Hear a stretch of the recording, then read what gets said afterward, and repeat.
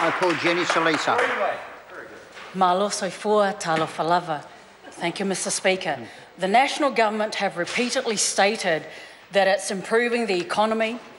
The Minister of Finance and the Prime Minister claim that Budget 2015 delivers to those who are in hardship. But, Mr. Speaker, the people of Manukau East, along with many ordinary, hard-working Kiwis, are falling further behind. Their ability to live with dignity, to support their families well, and to see their children flourish is being affected negatively by this government's failure to deliver their promises.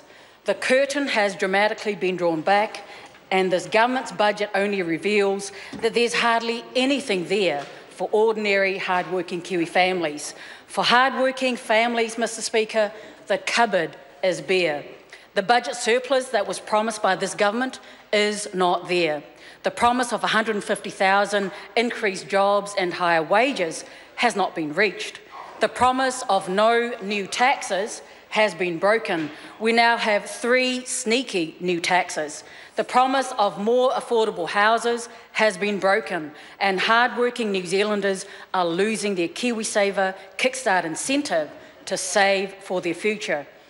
This has been a budget of broken promises. And, Mr. Speaker, there's not even anything in this budget for the high and ever-increasing rents for families. Mr. Speaker, Aotearoa New Zealand's poor, vulnerable children do not choose the parents that they have.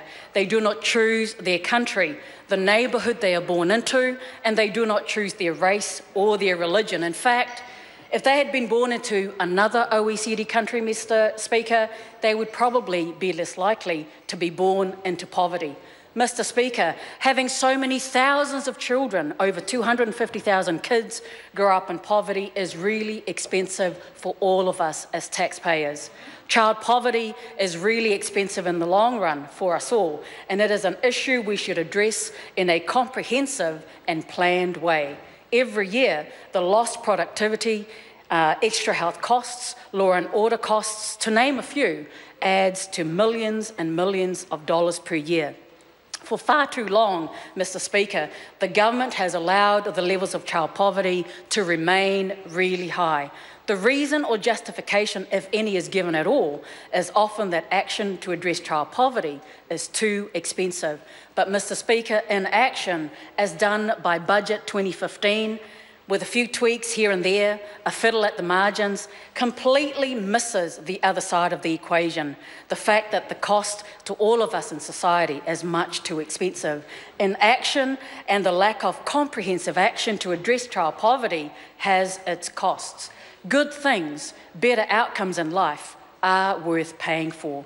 I believe that having food, shelter, a house, investment in early childhood education in order to get kids ready for school and education in an equitable and fair way is something that all children should have. It is something that should be of higher priority, Mr. Speaker, instead of corporate welfare and tax breaks. Why is it that this government can afford tax breaks of over $3 billion since they've been in government thus far, and is already promising tax cuts for 2017, even though they cannot even balance the books right now? Why is it that the government is wasting $26 million on a flag referendum, Mr. Speaker, that most New Zealanders say is a waste of money, and yet in the same breath they say that we cannot afford to make sure that every child is fed, that every child is housed, and invest in a comprehensive way in our children, who are the future of our country? Mr. Speaker, a key driver of child poverty are the public policies that we have. We will know when the government is actually addressing child poverty, because when they do, we would actually see that they would apply principles of inclusivity, they would have principles of non-discrimination that helps protect our children from poverty as equally as they do protect our elders from poverty. Mr. Speaker, child poverty matters to the Labour Party. Child poverty matters to me as a mother, and it matters to my electorate and to the rest of New Zealand. Our children deserve to be treated fairly, and they deserve to be treated and given equal opportunities. A responsible government would be a government that actually has a plan, Mr. Speaker, a plan to competently address the long-term challenges that New Zealand faces, a plan to lay the foundations for a sustainable and healthy future, one that would grow incomes and invest in a productive and diverse economy.